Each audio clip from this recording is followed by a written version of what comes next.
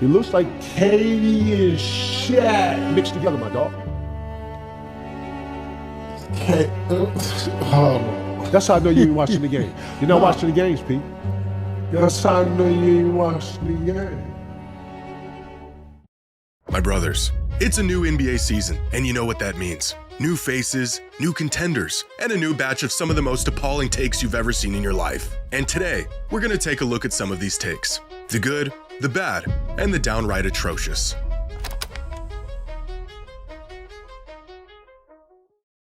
Today's video is sponsored by SeatGeek. With the NBA season here, check out SeatGeek to handle all of your ticketing needs. The #1 rated ticketing app with over 28 million downloads. On SeatGeek, there are more than 70,000 listed events, from sports to concerts to festivals and more. For years now, I've been exclusively using SeatGeek to find the best tickets for everything, including my Blazers, where I can browse seating, search for tickets, and get the best deals. And with every ticket backed by their buyer guarantee, once I buy my ticket, I know I'm good to go. And right now, you can get 10% off any tickets by downloading the SeatGeek app and using the promo code JxmyHighroller. Just click the link in the description to download the app and have the code automatically added to your account to use at any time. That's promo code JxmyHighroller for 10% off any tickets, only on SeatGeek. With the new NBA season starting off this week, I took it upon myself to ruin a good NBA tip-off by rummaging through NBA social media for the hottest takes I could find. An endeavor that took me to some dark places, but a sacrifice I'm willing to make. I found some good ones, and I found some other ones. And among these hot takes, here are some of the more interesting ones I came across. Starting with this fan who says Victor Wembanyama will not only win Defensive Player of the Year this season, he will win it for the next 7 seasons in a row. And as crazy as this sounds, I feel like it's not even out of the realm of possibility. At the moment, Victor's preseason odds for Defensive Player of the Year are -175. The kid is favored over the rest of the NBA, and looking at his progression and his numbers from last season, it's clear why he's the heavy favorite. Here are the players with the highest stocks per game over the last decade. That's of course steals and blocks combined. And for even the biggest stat stuffers, averaging 3 stocks a game is a number that will earn you a DPOY, if not at the least, get you in contention. The players who achieve this mark are usually defensively versatile big men, and the largest total over the last decade belonging to Hassan Whiteside in 2016, with 4.2 stocks per game. Until Wemby blew that and every other total out of the water, with 4.8 stocks per game. Oh wait, those were his stocks as a rookie. Here's his number from last season. But stocks, although enough to persuade some voters, aren't necessarily a great measure of a player's defensive impact. What are good measures, however, are metrics like crafted defensive plus-minus and on-off splits. How big of an impact are you making on defense, and how does your team perform when you're on the court versus off the court? And here is every player in the league last season who logged at least 1,000 minutes charted according to those two metrics. This group here in the top right corner are the players that thrived in both of those defensive metrics. Draymond Green, Rudy Gobert, Alex Caruso, and of course, Victor Wembanyama, the best defensive player in the league in just his 2nd season. But in the future, Wemby will be competing against his peers, the players his age. After all, the kid is only 21 years old. So if we limit this chart to players no older than 25, well, yeah. Of course, winning the award once and winning it 7 times in a row are two completely different things. Even if a player deserves an award, voters' fatigue may end up being his biggest obstacle. However, Wemby's gap on the field may just be big enough to overcome this. In a recent survey, GMs across the NBA were asked who they felt was the best defensive player in the league, and to no one's surprise, it was Victor Wembanyama, winning 80% of the votes. Now, what is surprising is that in the 23 years that this survey has been conducted, no player before Wemby has ever been regarded as the best defender in the league with such an overwhelming majority. The highest Giannis ever got was 48% of the votes. The highest Ben Wallace ever got was 38%, KG 44%, Kawhi 67%, Dwight Howard, arguably the greatest defender of the 21st century, managed to get 78% of the votes after winning his 3rd straight DPOY. And then there's Victor, entering just his 3rd season in the league. So if winning the award is just as much about convincing fans and voters of your merits as it is about the actual impact you have on the game, then you might as well ship the award to Wemby's house right now. But the one thing that could prevent him from sweeping this award for the foreseeable future is the very reason why he didn't win it last season. The kid was dealing with an injury, he missed too many games, and he was ineligible for the award, which is a very real possibility as to why he may not end up winning it in future seasons. But as long as he's got 2 good knees and an 8-foot wingspan, it's hard to imagine anyone else earning the award over him for quite a while. So, as crazy as this claim looks, this is a good take. Now, this next take comes from Bill Simmons in a recent podcast he did with Zach Lowe discussing the future of Nikola Jokic's legacy if things fall in his favor this season. Is there a star player with a bigger legacy shift brewing on a pot on the stove than Jokic this year? Because if they win the title and he wins MVP again, I think he's indisputably one of the best 10 players ever. I think that has to be the outcome. I just don't see how he's not on a top 10 list after that. He has to be. But if he gets the second one, the names he's next to immediately, not next to 3 more years, it's next to immediately are like the holy pantheon of NBA players. He has to be with Bird and Magic at that point. Yeah. He's next to them. Yeah. Now, there's a really big if going on here. If Jokic can win another title this season, which in that case would undoubtedly be paired with a finals MVP and another regular season MVP to go along with it, would that make him not just top 10 all time, but even creeping near top 5 territory, right up there with Bird and Magic? And to me, this is a no-brainer. But to my surprise, this was a scorching take for some fans. Many fans would still have him outside of the top 10, somewhere between 12 and 18, which is absolutely absurd. It's tough to make a top 10 list that's agreed upon, but there is a consensus top 12 that pretty much every fan agrees on. And it's these 12 players in no particular order. And when you compare Jokic's numbers and accomplishments with these guys, assuming he pulls off the season Simmons described, Jokic clearly belongs in this group and even ahead of a handful of them. There's only 3 players in NBA history who have more than 4 MVPs. Only 5 players in NBA history who have more than 2 finals MVPs.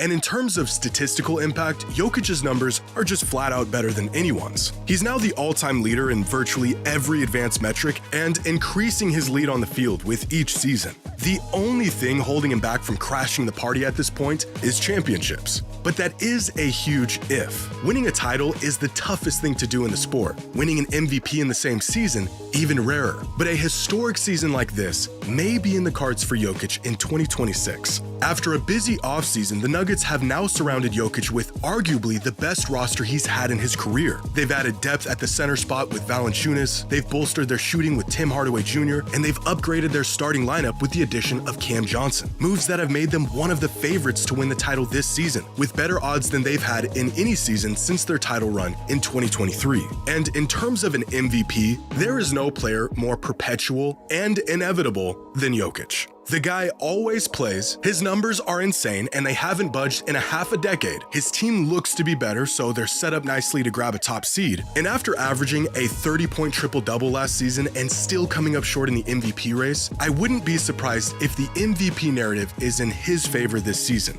similar to what happened in 2024 after losing to Embiid in the previous season. In pretty much any other scenario, it would be comical to hint at a player having a historic season like this. But this is prime Nikola Jokic we're talking about, coming off the best individual season of his career with possibly the best roster of his career. And if he could pull it off, I agree with Bill. He would undeniably be a top 10 player of all time with the likes of Bird and Magic. This is a great take.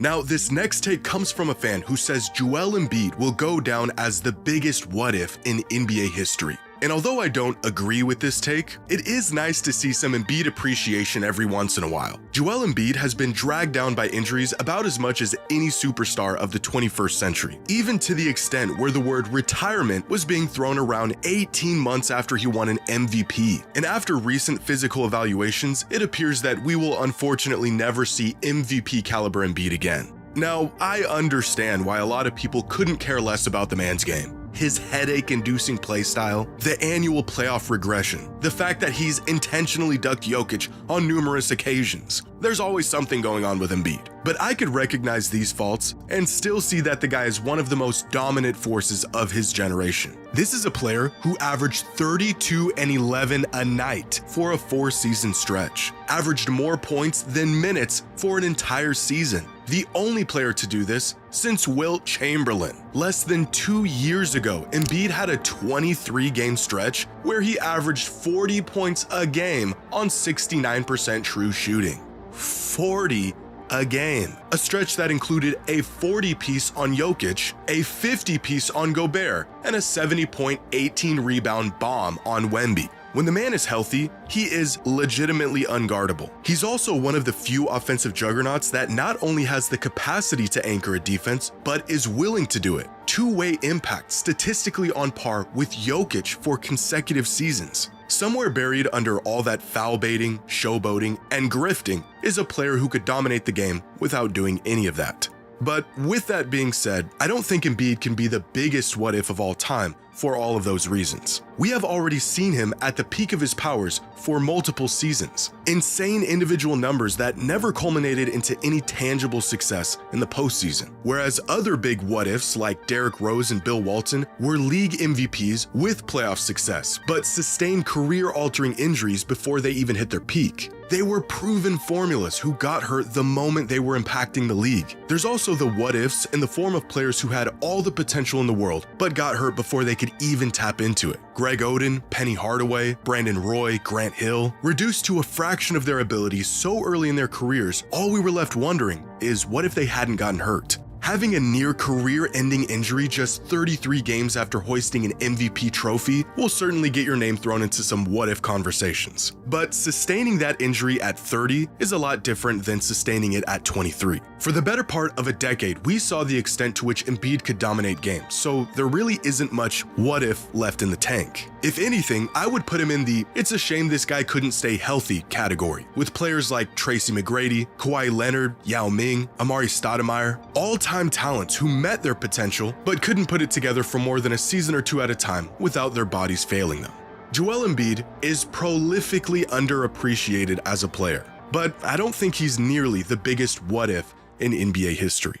Now, our last take comes from a fan who says the NBA is too talented, stating that the globalization of the game, the increased talent pool, and the new second apron have made teams impatient and left a lot of NBA caliber players out of a job. And although I understand the sentiment, and the NBA is certainly the most talented it's ever been, I don't think the NBA is too talented. The reason why we're now seeing so many talented, capable players miss out on roster spots is because not only has the floor for NBA talent increased drastically over the last decade, but because teams have also gotten drastically smarter over the last decade. Talent alone, for the most part, is no longer enough to keep a spot in the league. Organizations are now prioritizing things like fit and a player's role and how they can contribute and blend into a system over sheer talent and skill set. And regardless of how talented you are, unless you're a superstar, if you aren't a good fit, you won't have a place in the league. This has led to a lot of ultra-talented players completely sitting out of lineups or getting relegated to the G League or overseas, and fans asking, how is that guy not in the league? And the answer usually isn't that they weren't good enough. It's that they weren't a good fit. The inverse of this is also true. Players of lesser talent can end up getting roster spots these days because they may have a specific skill set that fits what a team needs, and they're willing to play into that role. There used to be a time where you could say with confidence that the most talented basketball players in the world were all in the NBA. In fact, before the boom of foreign talent in an expansion league, you could argue that there was a time where the NBA had more roster spots than there were NBA caliber players. But this is no longer the case. Today, there are more players with NBA talent than there are NBA jobs, and more NBA level players not in the NBA than ever before. And while the talent pool continues to grow seemingly exponentially, the number of roster spots has stayed the same. But you can still find examples today of players who are so talented: DeAndre Ayton, Russell Westbrook, Ben Simmons, and on the upper end, Jordan Poole, D'Angelo Russell, Zach LaVine, that teams are more than happy to pay up and have them on their roster regardless of if their playstyle or skill set is conducive to the system. And this approach just isn't good enough to win games in today's NBA. And I think as teams continue to get smarter, we'll see less of this and see even more talent leak out of the NBA. Recently on his podcast, Jaylen Brown had a great take on this. There's so many talented players that are not in the NBA. NBA, I don't think is the best talent in the world currently right now. They're taking like the utility guy draft approach, where they just drafting guys that they know are not going to be stars, but will be great role players to develop. So the actually most talented players, it's a lot of talented guys that's not in the NBA right now. I agree with that. The game has changed. I think in the 90s and the 2000s, the best players was in the league. Yeah. Nowadays, in the 2020s, that is not the case. Talent will always be the great filter of the NBA. It decides who gets a chance and who doesn't. But fit and cohesion are more important now than ever before. So I don't think the NBA is too talented. Teams have just shifted their priorities, and talent alone is no longer enough to make it in the league. But I can appreciate this take, and let me know what you think. Share your hot takes in the comments below. And as always, the hotter, the better.